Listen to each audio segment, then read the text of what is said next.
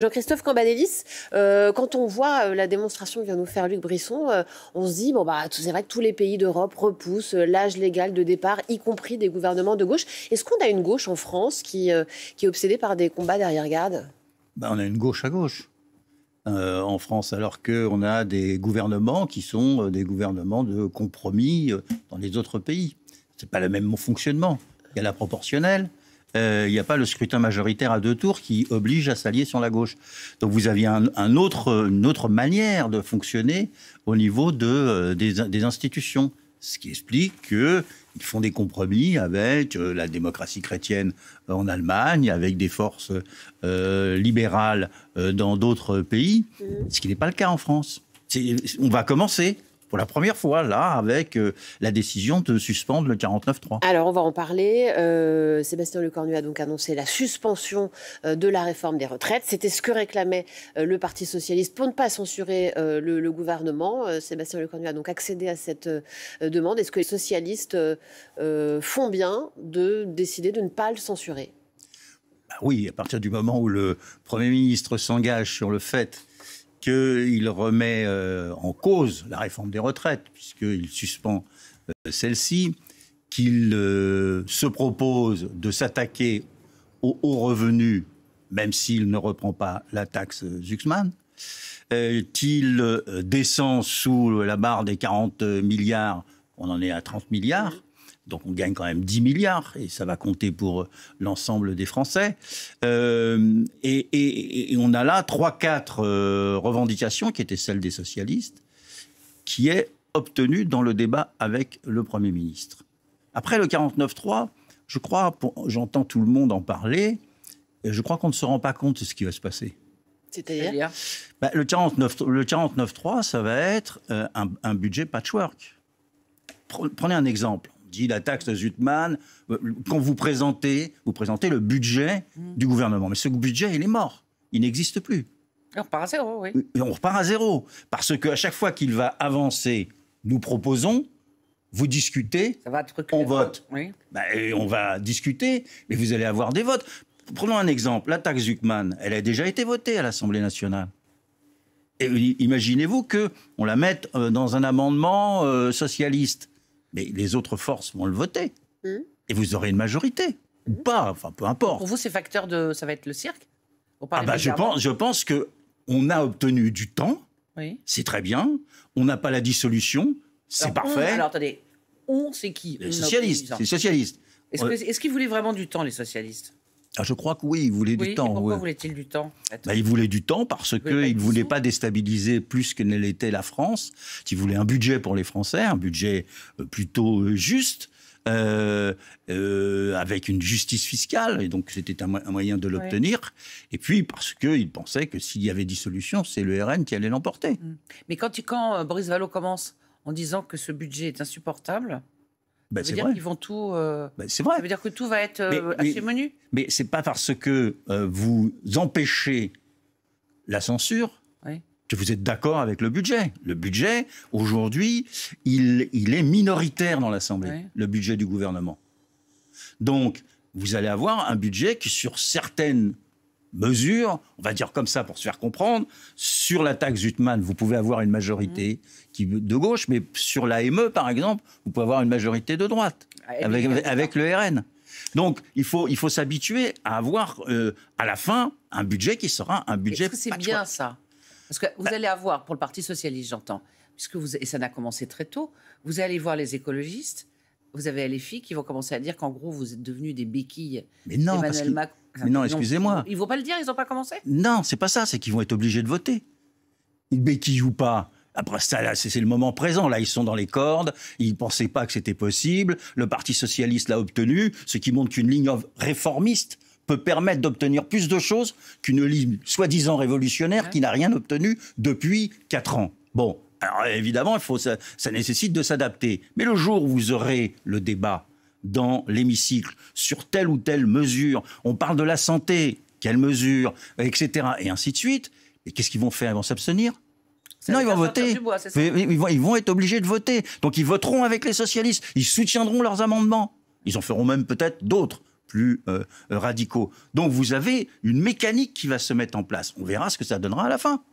Sauf qu'à la fin, le gouvernement aura les moyens de reprendre le contrôle sur le budget via les allers-retours avec le Sénat, les commissions mixtes paritaires, etc. Ça ne m'a pas échappé. Et c'est ce que dit Le Cornu dans son discours. Donc est-ce qu'on ne fait pas semblant finalement de donner le pouvoir aux parlementaires? Est-ce qu'on va agiter un peu la galerie là, pendant des semaines pour au final... C'est la raison pour laquelle les socialistes maintiennent le fait qu'ils peuvent voter une censure à chaque instant, dans tout le débat.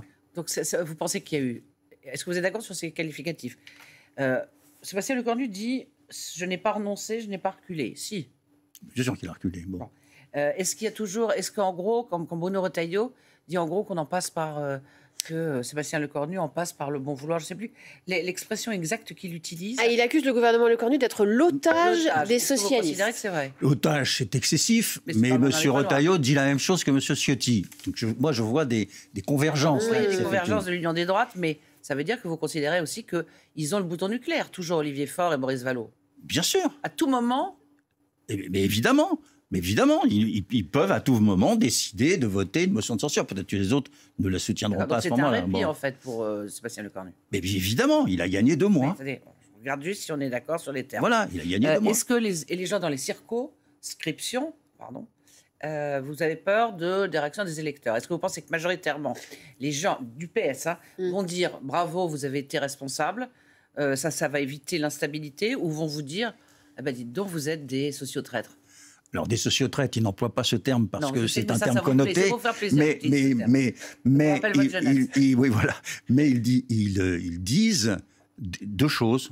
Ils disent, vous avez raison, parce qu'il faut que la France ait un budget, il faut de la stabilité, mais nous, on veut la justice fiscale.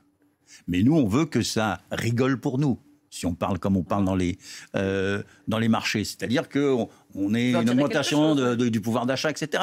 Donc, comme vous évoquiez sur le plateau précédent, le fait que sur les retraites, on va baisser, non, j'en sais rien. On n'en sait strictement rien, parce que vous ne savez pas comment l'Assemblée va voter. C'est une gymnastique que l'on n'a jamais connue sous la Ve République qui s'ouvre aujourd'hui. Parce que des coalitions peuvent se faire débat par débat. Une petite parenthèse, Jean-Christophe Cambadélis. Là, on parle comme si, ça y est, le gouvernement Lecornu était sauvé. Alors, c'est vrai que la porte-parole du Parti socialiste l'a dit ce soir sur notre antenne.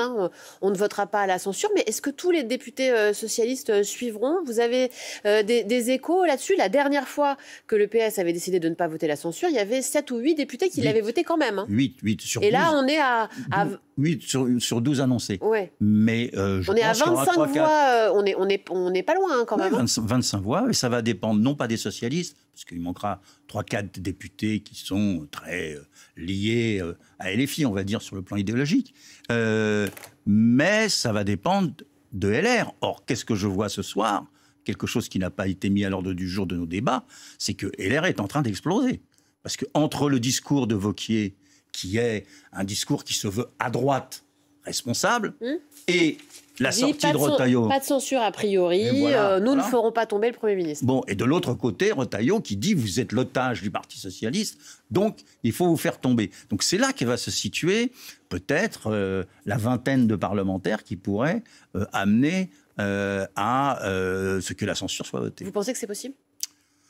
Là, je peux vous faire le calcul dans le détail pour les députés socialistes. Vous pensez pour LR, il manquera les 8 habituels? Non, je pense qu'ils seront 3-4. Ah. Et vous noterez les noms?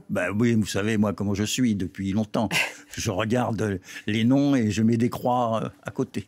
Le parti était divisé, en vrai, je ne parle pas de la discipline de vote qu'il pourrait y avoir jeudi.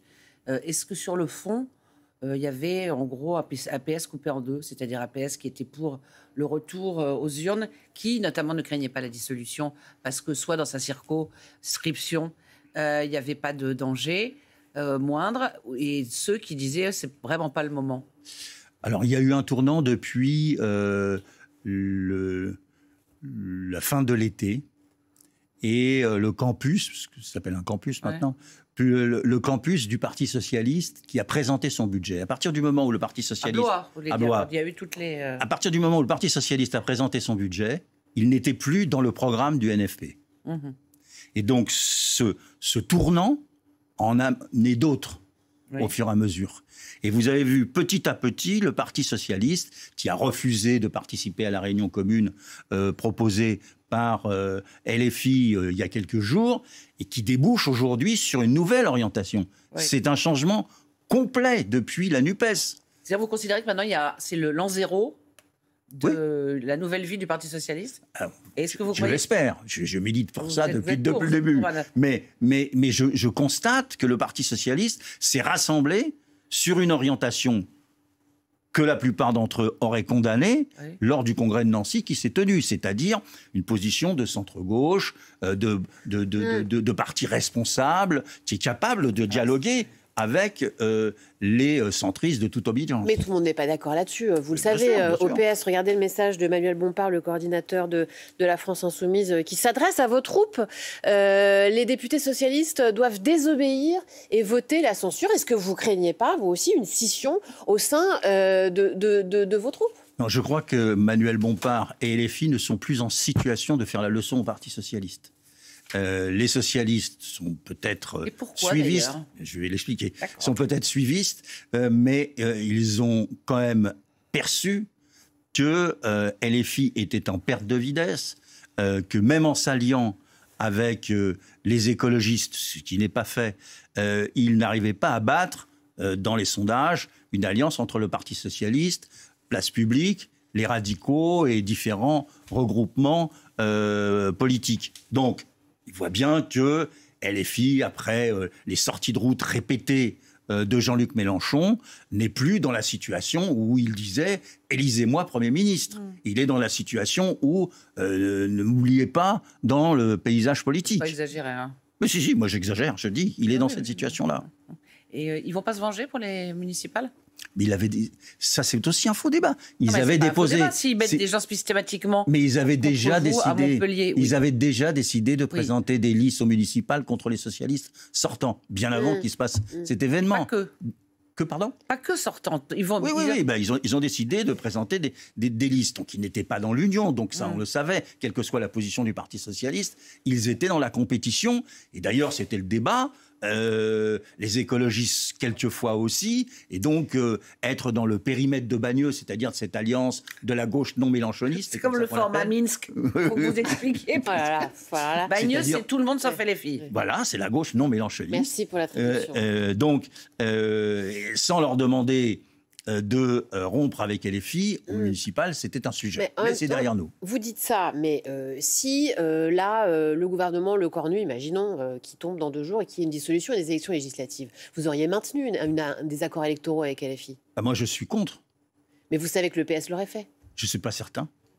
Je ne suis pas certain parce que aujourd'hui, ils pouvaient concevoir, ils avaient tort, hein, mais ils pouvaient concevoir que LFI, dans le moment que l'on traversait, pouvait être une bouée de sauvetage du Parti socialiste en grande difficulté. Bien. Ils l'ont payé très cher en termes de visibilité, en termes de représentativité, en termes de gauche de gouvernement. Mais aujourd'hui, ce n'est plus une bouée, c'est un plomb qui vous tire en bas.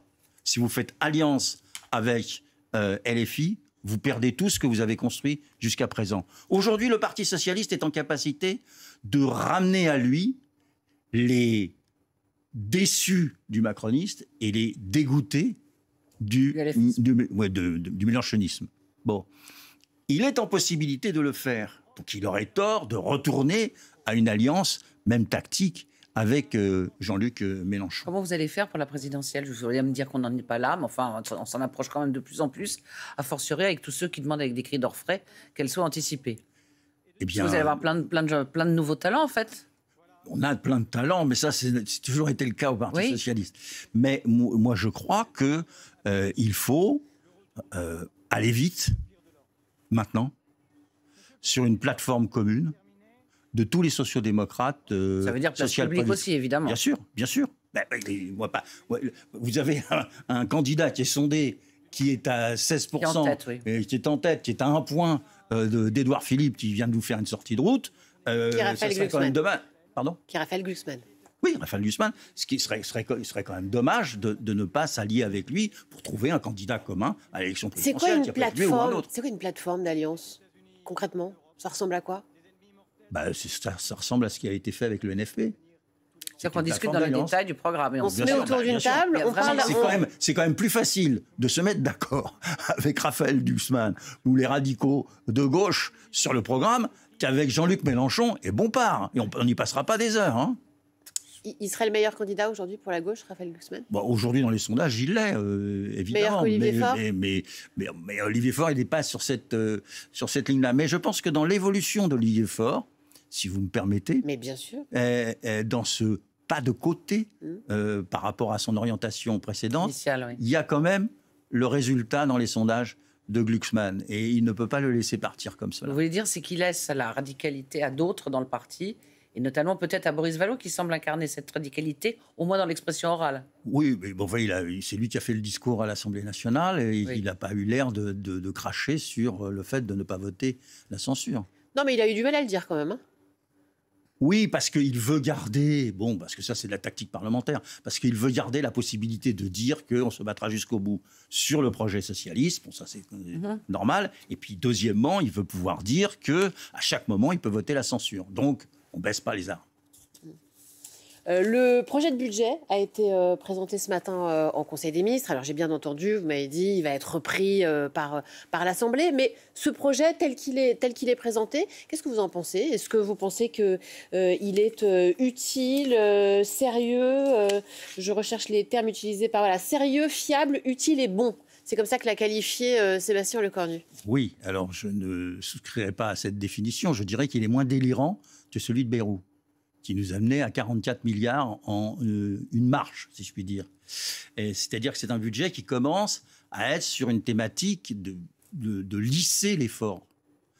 Deuxièmement, c'est un budget qui... Vous voulez dire qu'on demande moins à la première marche, mais on demande une trajectoire qui est beaucoup plus progressive et qui est sur 3 ans. Facile à avaler. Bon, voilà. Deuxièmement, le gouvernement, Monsieur Lecornu, qui n'est pas tout à fait idiot, visiblement, a entendu que les Français, à travers la taxe Zuckman, les Français n'ont pas étudié de très près ce qu'elle était, mais ils ont adhéré à l'idée qu'il fallait une justice fiscale. Qui ne l'aurait pas fait. Hein. Bon, et donc, à 70%. Donc, ce n'était pas dans le budget de M. Bayrou. C'est dans le budget, même si ce n'est pas la taxe Zuckman, c'est dans l'intention. C'est une taxe sur les holdings qui rapporterait entre 1 et 1,5 milliard d'euros. Il y a les hauts revenus. Oui, il y a surtout il y a les hauts revenus.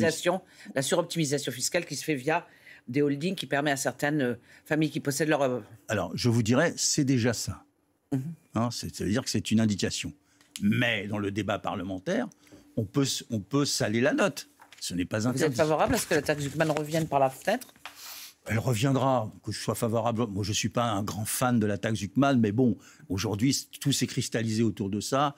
Et quand vous dites que vous êtes pour la taxe Zuckman, c'est-à-dire que vous êtes pour la justice fiscale, et quand vous ne le dites pas, ça veut dire que vous n'êtes pas pour la justice fiscale. Le débat technique a disparu devant l'intention. La taxe Zuckman, en tout cas, elle avait le mérite, du point de vue d'un certain nombre de leaders de gauche, dans le débat, de dire à chaque fois qu'il y avait des propositions qui étaient faites sur la table. Où est-ce que vous allez chercher l'argent? On va chercher l'argent chez les riches. Qu'est-ce que vous pensez de ce réflexe quasi pavlovien d'un certain nombre de responsables de la gauche de dire on va aller chercher l'argent chez les riches?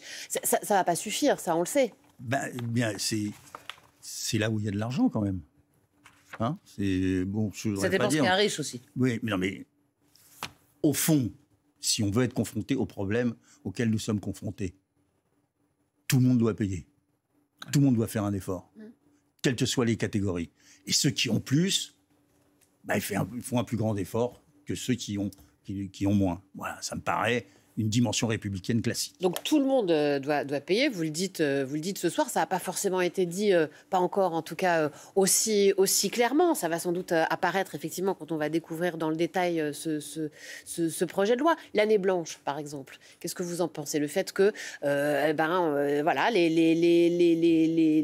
travailleurs qui payent l'impôt sur le revenu, les retraités, vont être impactés par ça. Bien sûr, et c'est pour ça que dans le même temps, il faut qu'il y ait une taxe sur les gens qui sont aisés. Vous ne pouvez pas demander à ce que les salariés, les ouvriers, les petits salaires aient une année blanche et ne pas avoir une réciprocité. C'était ça la folie du du budget proposé par M. Bayrou. Donc finalement, quand on vous entend ce soir, je sais que vous ne représentez pas la ligne officielle du Parti socialiste, mais vous avez l'air en phase finalement avec les grandes lignes de ce gouvernement Lecornu. Qu'est-ce qui vous différencie de lui dans ce que vous avez entendu cet après-midi et dans ce que vous avez lu là, les projets de budget général et de la Sécu? Bien, ce n'est pas les intentions annoncées, mais c'est la réalité de ce qui va être proposé.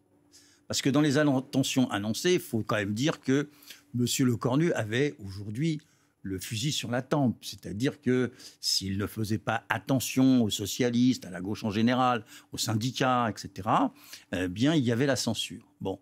Donc, il a eu... c'est pour ça qu'il n'a pas beaucoup parlé, d'ailleurs, pour ne pas faire d'erreur, pour ne pas commettre un incident à l'Assemblée nationale qui ferait tout basculer. Qu'il a parlé très vite d'ailleurs, mais eh bien, c'est pas le sujet. Mais il a fait attention. Après, vous avez remarqué qu'il fait les choses en deux temps. Il dit voilà ce qu'est ma philosophie. Quant au texte, je reviendrai vous le présenter. C'est là que les problèmes vont commencer. Parce que sur la philosophie. Mais pour l'instant, il n'y a pas de problème. Mais sur la philosophie, ça va. C'est-à-dire, à partir du moment où vous dites 49.3, plus de réforme des retraites, le fait que les riches vont participer, ou les gens les plus aisés vont participer à l'effort national, et même les entreprises, on voit ce qu'il en a été dit. Qu'est-ce que vous voulez qu'on dise? On est d'accord sur la musique, mais maintenant, il nous faut les paroles. On a rarement entendu des socialistes aussi laudatifs sur un Premier ministre. On a Olivier Faure qui a dit c'est le dernier gaulliste. Bon, certes, il venait de démissionner. C'est parce qu'il avait démissionné. mais quand même, non, mais il faut dire les choses. On vous sent quand même vraiment en phase. Voilà. À partir du moment où, si on n'était pas en phase, on aurait voté la censure. À partir du moment où on ne vote pas la censure, c'est qu'on est en phase, mais ce n'est pas pour autant qu'on est d'accord avec le budget. Que ça va durer. Voilà.